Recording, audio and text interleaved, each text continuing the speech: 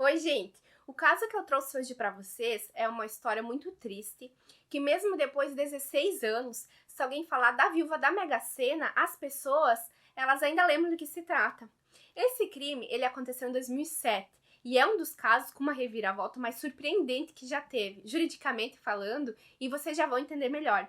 Essa é uma história revoltante, cheia de mentiras, uma trama macabra e que mostra como a instituição do júri ela é falha e que ela pode condenar pessoas inocentes e acabar absolvendo culpados. Fiquem aí que eu tenho certeza que vocês não vão se arrepender. Eu sou a Ali do canal Inafiançável e eu trago o caso de crimes reais toda semana. Preparados? Então, vamos pro caso. René Sena viu sua vida mudar da noite pro dia quando se tornou um dos grandes ganhadores da Mega Sena, em 2005, faturando 51.890.452 reais com 61 centavos. Gente, se hoje já é muito dinheiro, imaginem na época receber todo esse valor. O René, ele era uma pessoa muito simples e antes do prêmio, ele tinha trabalhado uma boa parte da sua vida como trabalhador rural, lá no distrito de Tomascar, na cidade de Itanguá, no Rio de Janeiro. E salvo engano, essa também era a cidade natal dele. E até ele se tornar milionário, o René, ele tinha uma história de vida muito triste. Ele já tinha perdido as suas duas pernas por conta da diabetes e ele vivia sob os cuidados de uma irmã. Na época, ele dependia da ajuda financeira da sua família. E ele era um apostador assíduo da loteria e ele tinha o hábito de jogar sempre os mesmos números. Como ele vivia em uma cidade muito pequena, com uma família assim bem numerosa, bem grande, as pessoas elas acabavam se conhecendo muito bem. E uma dessas pessoas era Adriana Almeida. Ela era muito bonita. Ela trabalhava como cabeleireira ali no município e ela era amiga de uma das irmãs do René. Quando os dois eles se conheceram, o René ele ainda levava uma vida normal, como qualquer pessoa. E quando ele conheceu a Adriana, ele logo teve interesse nela. E ela não quis absolutamente nada com ele, ela não quis nem saber dele. Tem uma entrevista de uma das irmãs dele, onde ela conta que a Adriana, ela não queria nada com ele por ele ser pobre e por causa do abuso dele com bebidas. E esse também foi um dos grandes motivos do término de seu primeiro casamento. De 17 a 18 anos, onde ele e a Malvina, que era sua ex-esposa, tiveram uma filha, que se chama Renata. Então, em meados de 2005, o René, ele acabou acertando as 6 dezenas da Mega Sena e ele se tornou o mais novo milionário da região. Vocês conseguem imaginar o que é ganhar quase 52 milhões de reais em uma cidade que praticamente onde todos se conhecem? Isso foi o grande acontecimento do ano. Ele ganhou o prêmio em julho de 2005 e como não era seguro ficar por ali, onde todos se conheciam e todos sabiam quem ele era, ele acabou se mudando para um condomínio de luxo em uma outra cidade lá do Rio de Janeiro.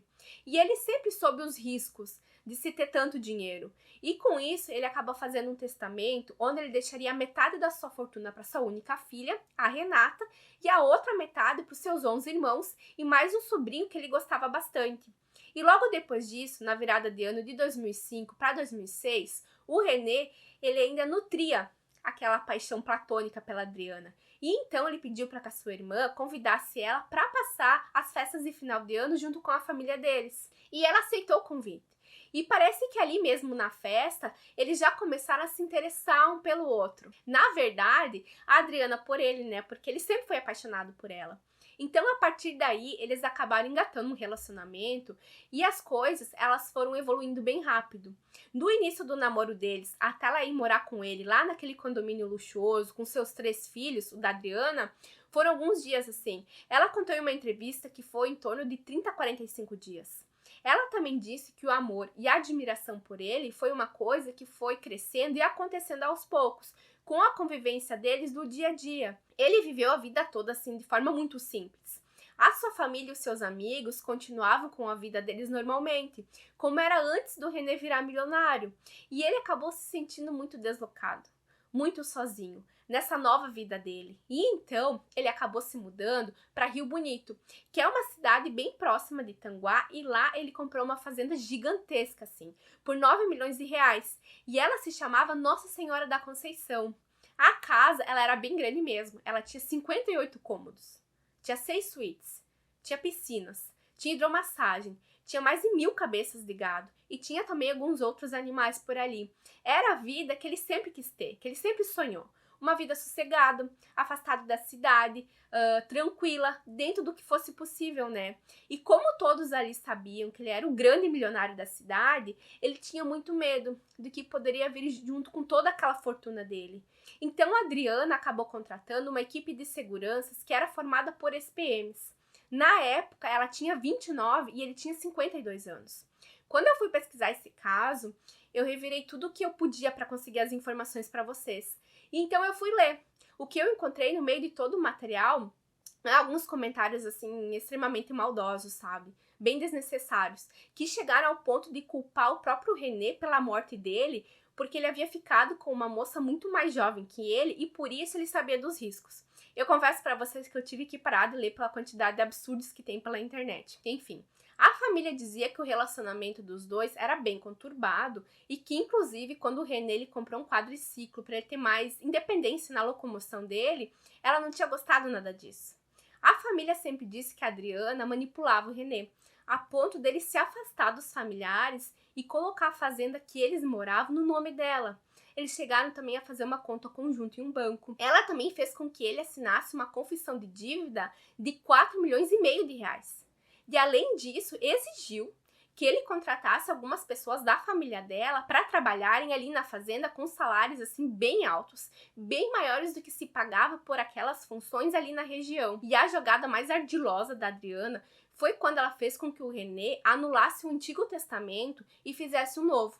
Lembra que eu acabei de falar para vocês que ele tinha feito um onde ele deixava metade da sua fortuna para sua filha e o restante para os seus 11 irmãos e um sobrinho que ele gostava bastante? Ela queria que os seus irmãos fossem excluídos do testamento e que ela entrasse no lugar deles, deixando assim a metade da sua fortuna para ela e a outra metade para sua filha. Na verdade, essa parte ela é bem estranha, porque a filha ela já era a herdeira necessária dele. E a metade da fortuna já era dela por direito. E ela também poderia herdar tudo se não fosse pelo testamento que dividia o patrimônio. Então eu não sei por que ele fez o óbvio. Talvez ele foi orientado de uma forma bem equivocada. Eu imagino que tenha sido isso. O René, ele não chegou a se formar na escola porque naquela época os filhos, eles ajudavam os pais nas atividades rurais. E o estudo, ele não era o mais importante. Mas colocar comida na mesa, sim. E então, ele nem gostava, assim, ele nem sabia cuidar muito dessa parte de investimentos. Ele era uma pessoa muito humilde, ele era muito simples. E então a Adriana, ela acabou assumindo essa responsabilidade. E era ela quem acabava administrando toda a fortuna do René.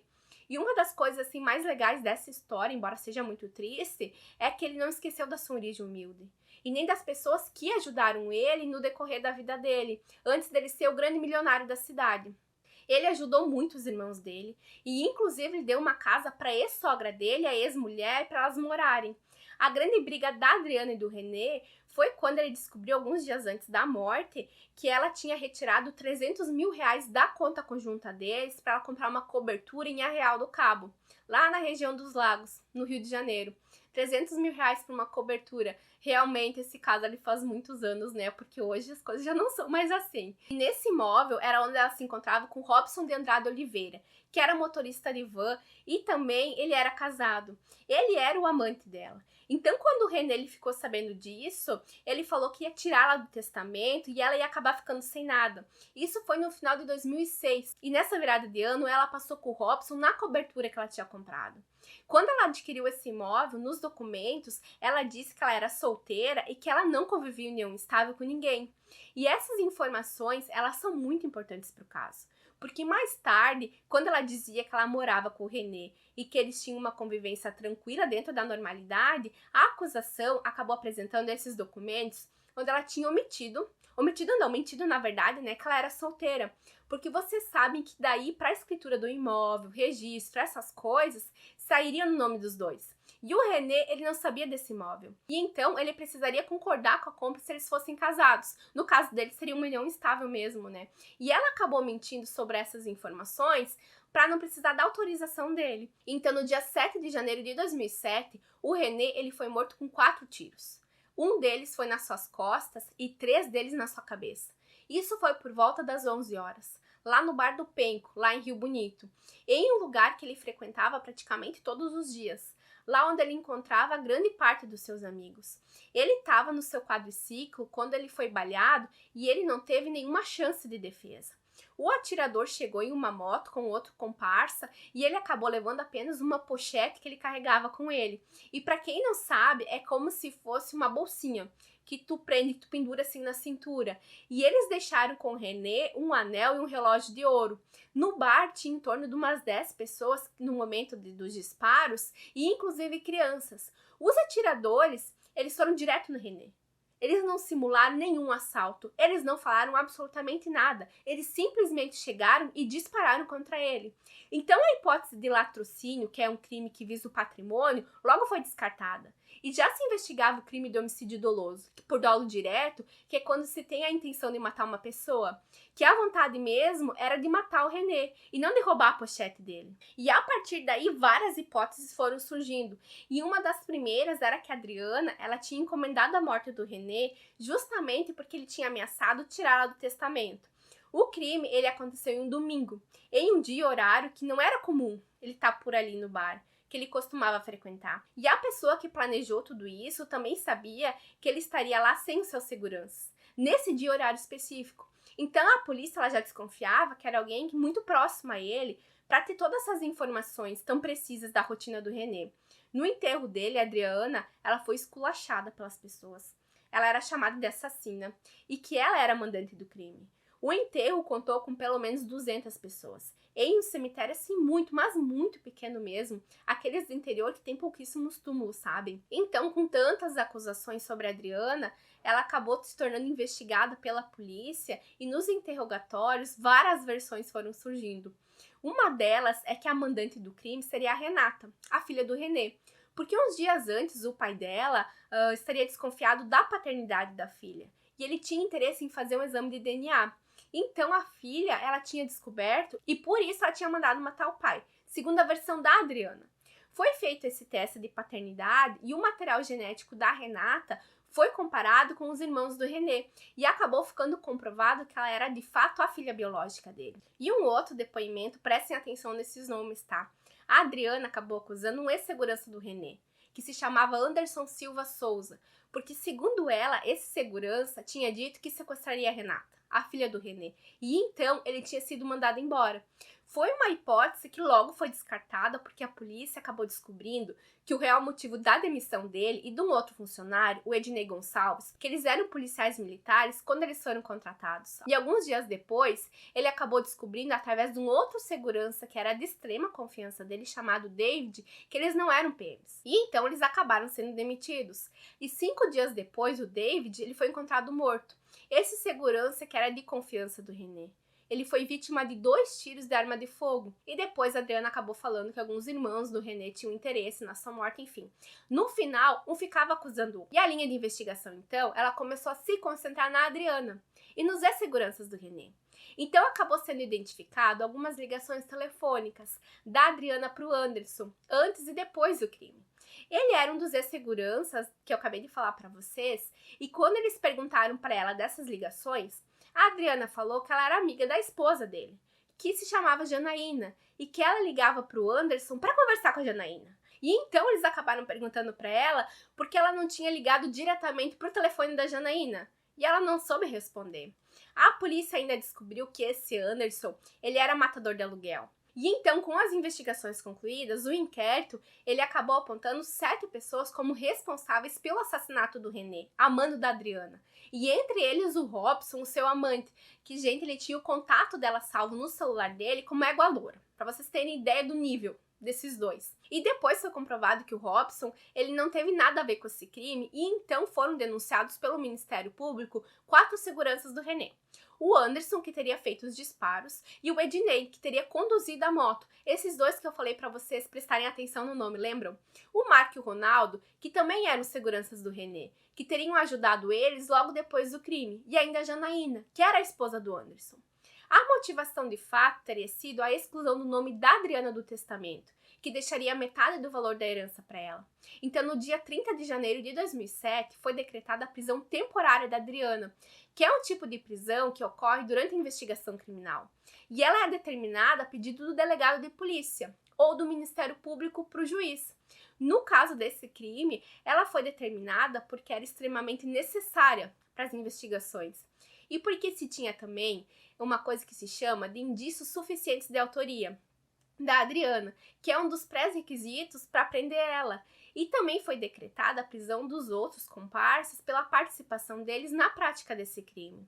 E depois desse período de investigação, a prisão temporária ela foi convertida em prisão preventiva, que são muito parecidas assim, tem algumas diferenças entre elas, tá? Mas esse tipo de prisão, ele acontece no momento das investigações, ou quando já está tramitando ação penal, que é diferente da prisão temporária, que só acontece na fase de investigação. Então, em 2009, o Anderson e o Ednei, eles foram condenados a 18 anos de prisão pelo assassinato do René. A Adriana e os demais acusados demoram muito mais tempo. Após toda a instrução processual, foi marcada a data do julgamento, que foi em 2011, e foram escolhidas 25 pessoas da comunidade ali para integrarem o tribunal do júri. E entre eles foram escolhidos apenas 7 jurados, que acabaram formando o que a gente chama de conselho de sentença. E eu sempre trago esses detalhes mais jurídicos para vocês, né? Os jurados, eles são a voz do povo. E eles decidem se o acusado ele é inocente ou culpado, mas com base nas provas apresentadas pelos advogados de defesa e o Ministério Público. Então, olhem a responsabilidade deles de praticamente decidirem a vida da pessoa. Praticamente não, porque de fato eles acabaram decidindo a vida dela. E foi o que aconteceu nesse caso. O Ministério Público ele fez um pedido para a absolvição dos outros 3 acusados. Do Mark e do Ronaldo, que supostamente teriam ajudado os outros 2 lá depois do crime, e da Janaína, a esposa do Anderson, pelo Ministério Público entender que não tinham prova suficiente da participação deles no crime. E os jurados, então, eles acabaram decidindo pela absolvição da Adriana. Isso quer dizer que ela foi inocentada de todas as acusações. Essa decisão, ela caiu como uma bomba no plenário. Ela chocou a cidade inteira, porque uma hora a Adriana, ela era taxada de criminosa, que ficou conhecida como a viúva da Mega Sena e até de Égua Loura. Vocês conseguem ter noção do que é ter toda a sua vida assim exposta em um caso que tomou conta da mídia no país inteiro e depois de tudo isso, você ser absolvida e tentar passar uma borracha por cima de tudo como se nada tivesse acontecido? Tem muitos casos desse tipo por aí. Se vocês tiverem interesse, eu trago mais casos assim aqui no canal, tá? Comenta aqui embaixo se vocês têm interesse em histórias como essas. Então tudo certo, né? Vida que segue. Não! O Ministério Público, ele acabou recorrendo dessa decisão e ele tentou anular a decisão do júri, alegando que durante as sessões de plenário houve uma troca de ideias, uma conversinha assim entre 2 jurados e que não havia sido levado em conta também as provas que tinham sido produzidas durante o processo. E quando está ocorrendo o julgamento, existe o que se chama de incomunicabilidade entre os jurados, onde eles podem conversar entre si sobre todos os assuntos, menos sobre o caso que eles estão julgando. Muito menos decidirem votar da mesma forma. Eles não podem debater o que eles acham certo ou errado. E infelizmente nesse caso foi o que aconteceu. E em 2014 foi decidido pelo Tribunal de Justiça do Rio de Janeiro que esse julgamento que inocentou a Adriana fosse anulado e assim houvesse um novo julgamento. O que de fato acabou acontecendo. E apenas em 2016. E nesse julgamento, a sorte dela, dá pra chamar assim, acabou mudando. A Adriana, então, ela foi condenada a 20 anos de prisão por homicídio qualificado do René, que é uma morte com uma pena maior. E é qualificado porque possui uma reprovabilidade maior. É um crime mais grave, mais severo do que um assassinato ele já é. E nesse caso foi porque ela prometeu recompensa financeira para os seus comparsas e usou a emboscada como meio de execução do crime, que acabou impossibilitando a defesa do René. Então foi determinado o cumprimento provisório da pena, porque afinal, né, ela tinha sido condenada pelo crime de homicídio do René. Mas aí aconteceu uma coisa, não sei se vocês lembram, que foi bastante divulgado na mídia. O Supremo Tribunal Federal, ele acabou mudando esse entendimento e eles decidiram que não se pode mais, pelo menos até a data desse vídeo, tá? Porque as decisões deles, assim, mudam o tempo todo, que ocorre a execução ou o cumprimento provisório da pena, sem que antes cessem todos os meios de recursos possíveis e que são muitos. E isso é uma das grandes críticas às nossas leis brasileiras, a quantidade de recursos da nossa legislação, porque isso faz com que a demora para o cumprimento da pena seja ainda muito maior. porque pode levar anos, tá? A pessoa, ela fica solta, ela fica vivendo uma vida normal, assim, até a decisão final, o que é muito ruim. É quase como se ela não tivesse feito nada, na verdade, porque o assassino, ele fica solto até ter todos os seus recursos julgados, e como eu acabei de falar pra vocês, podem levar anos. E então foi decretada a prisão dela depois dessa decisão do novo julgamento, mas por causa dessa decisão da STF, a prisão dela foi substituída por outras medidas cautelares, que são diversas da prisão, que são outras possibilidades de cumprimento de pena. E nesse caso, para ela, foi determinado que era para ela ter um comparecimento mensal em juízo, também a proibição de manter contato com a família da vítima e as testemunhas do processo, e a proibição de se ausentar da comarca em que ela morava, sem autorização judicial. E também que ela deveria ficar em casa de noite nos finais de semana. Assim, coisas bem difíceis de serem cumpridas, né? E somente em abril de 2018 é que todos os recursos dela foram julgados. Então, finalmente, ela poderia cumprir os 20 anos que ela tinha sido condenada de prisão. Acontece que ela simplesmente sumiu. Ela ficou foragida por mais de 2 meses. E ela só foi localizada porque a Polícia Civil fez uma busca imensa por ela. E ela foi presa somente em junho de 2018. No meio disso tudo, acabaram se passando 11 anos. Paralelamente a isso também, tramitava na esfera civil a anulação do testamento que beneficiava a Adriana. E como ficou comprovado seu envolvimento no crime, o STJ ele acabou anulando o testamento que beneficiava ela, com a metade da herança do René. E o Tribunal de Justiça do Rio de Janeiro acabou validando o testamento anterior, aquele primeiro que ela deixava, que ele, o René, né, deixava todo o seu patrimônio para sua filha e seus 11 irmãos e um sobrinho. Essa decisão, ela foi do ano de 2021, e a fortuna a ser dividida, ela ultrapassou 120 milhões de reais. E a fazenda que ele tinha comprado para morar com a Adriana, que na época ele tinha pago 9 milhões de reais, ficou abandonada por muitos anos. Ela foi totalmente depredada, tá? Os animais acabaram morrendo e muitos deles morreram por fome. Eles foram muito mal cuidados. E a filha do René, a Renata, ela até teve autorização judicial para retirada de um valor mensal para manter tudo aquilo lá. Mas pelo visto não deu muito certo, não. A informação que eu consegui foi que hoje a Adriana, ela cumpre prisão domiciliar desde a pandemia. Então ela tá em casa, dormindo na sua cama, comendo bem, vida normal. E o René, ele não tá mais aqui. É triste ver alguém que perdeu a vida de uma forma assim tão covarde. E tudo por causa de dinheiro. O René, ele era uma pessoa muito simples. E ele se envolveu com alguém que nunca quis o bem dele. Eu acho que ele não quis enxergar isso, sabe? Ele era apaixonado por ela já há alguns anos. E quando ele teve a oportunidade de ficar com a Adriana, ele não percebeu que ela só queria o dinheiro dele. Que caso, né? Vocês lembravam dele? Eu fico por aqui hoje, tá? E não se esqueçam de curtir esse vídeo, se inscreverem aqui no canal. E se vocês fizerem isso, o YouTube, ele entende que o conteúdo é bom e ele acaba recomendando para mais pessoas. E assim, como eu falei no vídeo anterior, a gente cresce. Grande beijo, até logo, fui!